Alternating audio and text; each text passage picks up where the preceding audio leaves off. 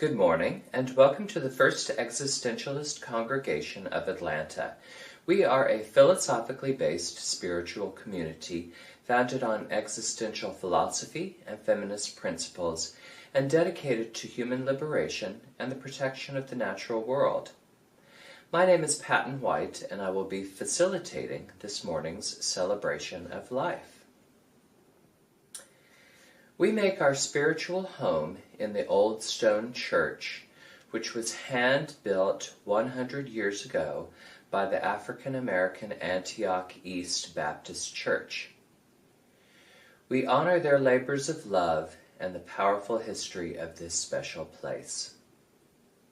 We acknowledge that our spiritual home stands on land forcibly taken from the Muskogee Creek people. We support justice and equality for all Indigenous people. Our opening words are a quote. If your mind is only engaged in the external reality, your life remains far from the existential truth of life. And this was a quote by Roshan Sharma. This morning we have a congregational song, Please Rise and Body Your Spirit as you are willing and able, and join along with our musicians today. Please join us in singing, We Shall Not Be Moved.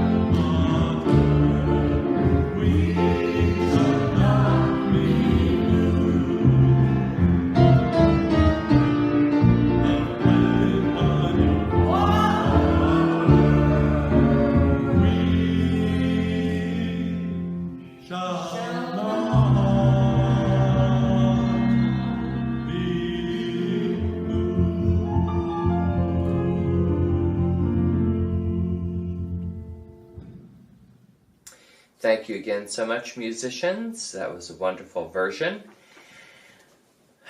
All right, our featured speaker for today, Patricia Kim Palmer serves the Emory University Woodruff Health Sciences Center as the Manager of Research Projects in Spiritual Health. She is a board-certified chaplain with over 5 years of clinical experience and earned an MSPH in epidemiology from Emory University as a Transforming Chaplaincy Research Fellow. She is ordained in the Unitarian Universalist tradition and serves as an affiliated community minister for a congregation in Roswell, Georgia. She is currently engaged in a multi-year, multi-study research effort to investigate the effect of cognitively based compassion training, or CBCT, on chaplains and the effect of CBCT adapted interventions on patient and provider outcomes, and she is exploring the possibility of a part-time return to clinical work as a chaplain. Please join me in welcoming Kim Palmer. I've been thinking about transitions a lot lately. There's been a lot to get adjusted to over the past year or so. Some changes have been close to home, others have been national or even global. Not only am I going through a significant transition in my own life, I feel that these kinds of major changes are all around me. And it has me wondering, what do they mean and what lessons do they have for me? My own story of reflection and change might actually begin with COVID. I was working at Emory on a study of chaplains and how they interact with hospital patients. Our last day of data collection was scheduled for February 28, a Friday. The following Thursday, I was to sit on a review committee to evaluate candidates who were applying for board certification as a chaplain. The day before, we were talking about whether or not to hold the meetings in person or cancel them. We held them in person. It was the last thing I did with a group of people before the whole country shut down. The next day, I cleaned out my office and started working remotely. Working from home was initially very disorienting. I was distracted by the news of rising rates of infection, hospitalization, and death, not to mention the constant barrage of news about police brutality, children in cages at the border, and government corruption. Although my job in spiritual health at Emory was in research, I felt guilty at leaving my chaplain colleagues on the front lines of the pandemic, with the whole hospital increasingly short-staffed and stressed. It was hard for me to be productive. I remember drawing comfort from a post on Facebook that said something like, "You aren't working through a pandemic, you're surviving a pandemic and doing your best to work at the same time." Author William Bridges views transition as a natural process of disorientation and reorientation, a three-phase process of ending, lostness, and beginning. This was certainly true for me. The work life I had known was gone. I was disoriented and floundering. But gradually I did get reoriented, and I found much about the enforced isolation that was beneficial to me. My spouse, Marty, was working at home too, and for once we actually had quite a bit of time to spend together. Even though we both worked long hours, we could split them up more easily, with time together during the day. Without my daily 3 hours of commute, there was more time in each day for self-care. We started taking walks at lunchtime. We planted a garden and took time out of each day to tend it. We discovered that we really liked spending time together, and we looked forward to the day when we would have more of it. And now, as the world begins to open up after the worst of COVID, we find ourselves transitioning into a time of renewing and expanding friendships. We've strengthened our ties with our neighbors, passing vegetables from the garden over the side and back fences. With our practice of daily walking, we've become known in the neighborhood and have made some new friends. One person we met when she was working in her yard. She came over to meet our new dog and struck up a conversation. The next time we had extra garden veggies, we took them by her house, and she was so pleased to get them, we put her on our regular schedule. We would chat on her front porch while she munched on fresh green beans, and we got her number so we could text when we were on our way with a delivery. One day she texted a warning that we might soon find different faces answering the door as they were moving at the end of the month. Although she described her new house as only 10 minutes away, she said, "I'm so bummed. I was just getting to know you guys, and now we are moving." I suggested that perhaps we could swing by someday, and she responded with great enthusiasm. We took the family a cooler full of bottled water and ice on moving day. They were so grateful. Our new friends said it was perfect timing because they had to go to the lawyer to sort out some detail of the closing to make it official, and they didn't have any water to take. Her ordeal makes me think about the transition of moving. They had been renting a house for 6 years since moving to the U.S. from Australia, but in this hot market, the owners wanted to sell. They had been having difficulty finding something to buy because every house that went on the market was snapped up within hours. They had 3 teen to young adult children and a house full of accumulated stuff they had to sort through and pack. And on top of that, they had recently had a plumbing problem and were involved in the cleanup from the flood. Here on display is the kind of both and that comes with a transition. The loss of a familiar neighborhood, the loss that comes with culling through possessions and deciding which can be discarded or donated, the loss of things damaged in the flood.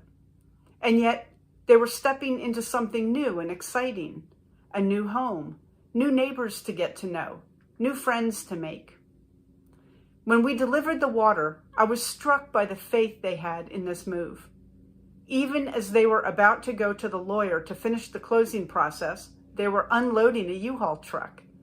Clearly, the seller felt comfortable enough with the deal to have already given them a key, all this before closing was complete. There was a faith in stepping into the unknown, a belief that it would work out that I found compelling. We have also renewed contact with another friend in our neighborhood.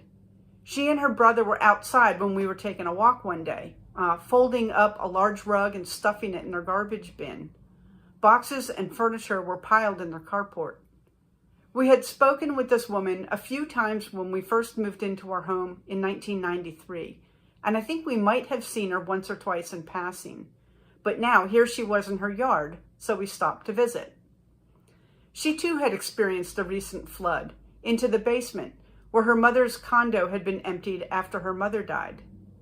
She talked about the difficult past few years, her mother's death, selling the condo, a very busy work schedule, COVID, and now she was heartbroken at the thought that her mother's possessions, many of which held sentimental value for her, were ruined.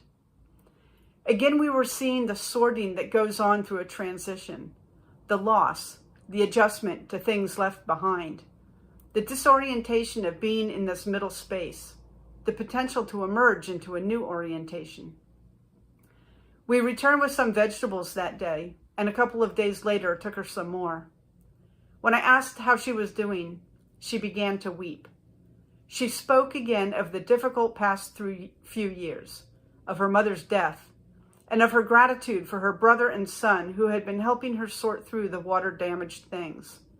"Thank God for their help," she said, "because I'm all alone."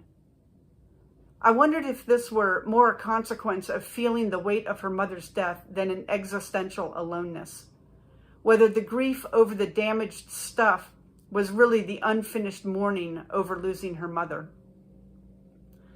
I offered her a hug, and she clung to me, sobbing. We exchanged numbers. We'll stop by again to check on her. We have time now to develop a friendship, and there's always the excuse to drop by with a bag of garden vegetables. Seeing her raw grief reminds me of the dual nature of transitions. As she stands in the wreckage of her loss, she also stands on the precipice of a new beginning. Marty's mother also faces a new beginning.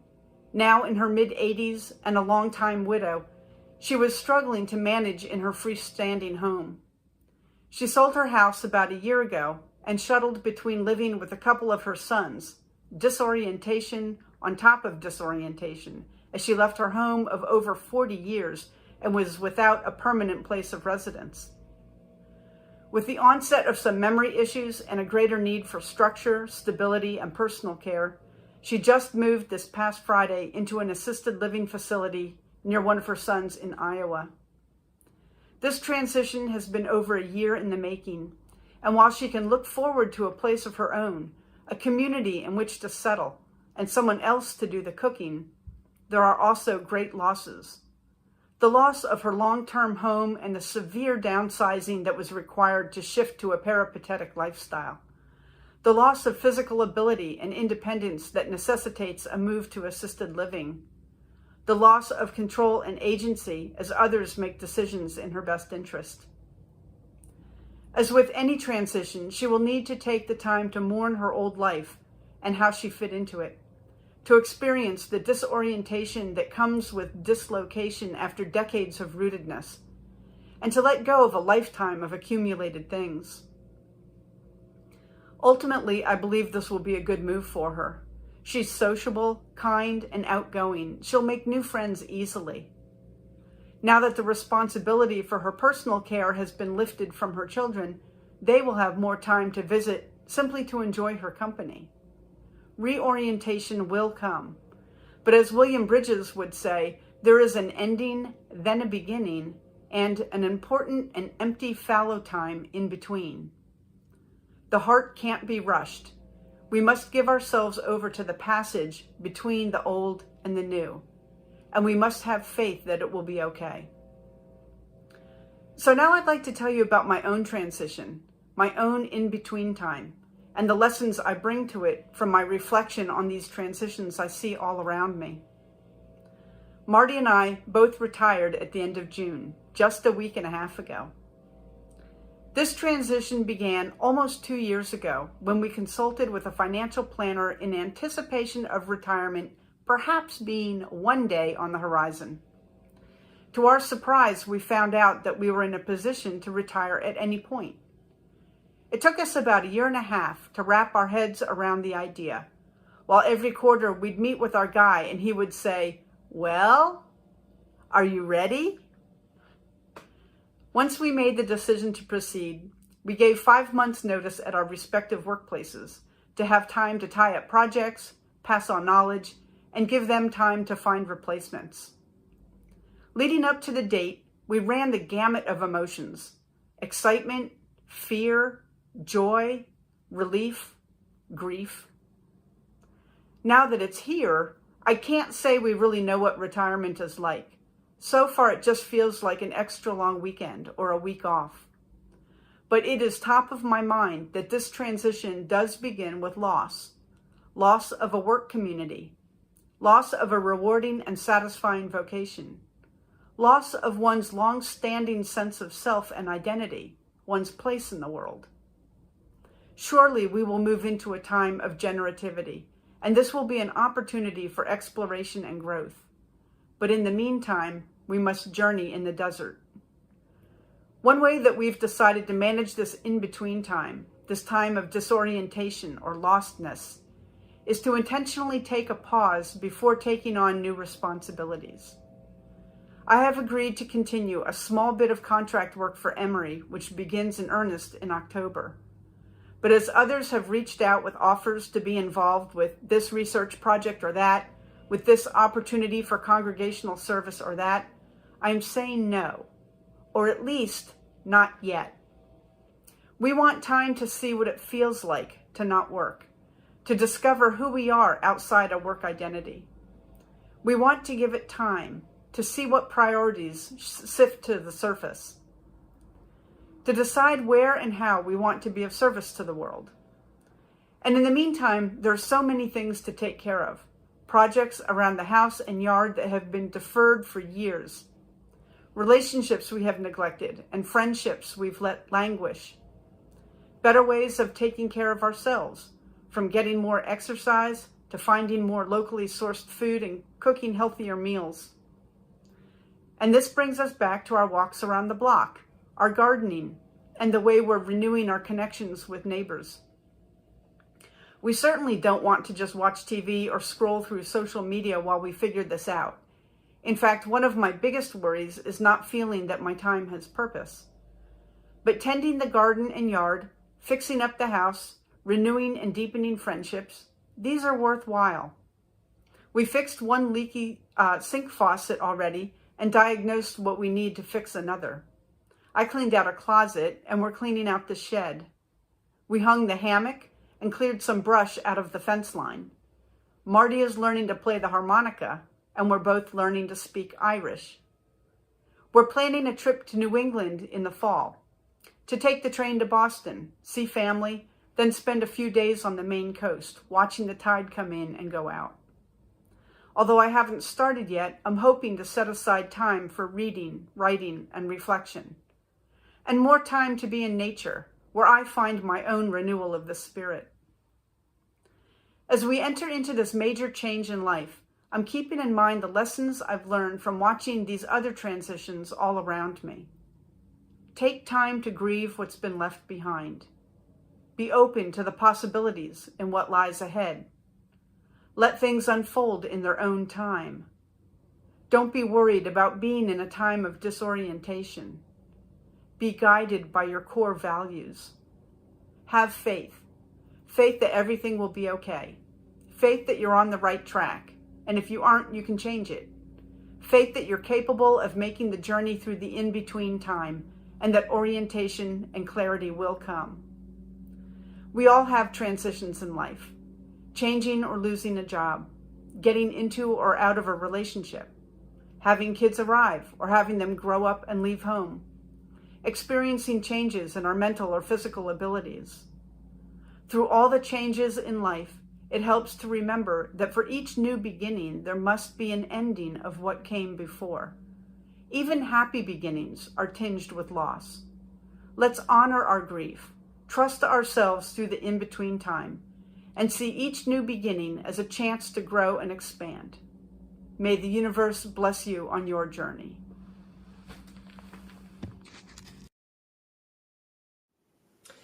Thank you so much for your words today, Kim.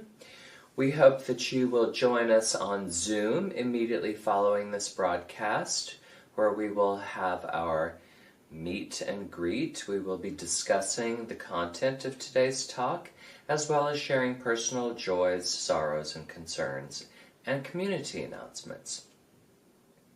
You can find the link to the Zoom meeting in the chat section of today's broadcast. Next week, we will welcome Loretta Ross back with her talk, Calling in for Human Rights. So, we either hope to see you on Zoom immediately following this, or on next Sunday at 11 a.m. Hope that you have a wonderful rest of your day today, and a wonderful week, and we'll see you soon. Bye-bye.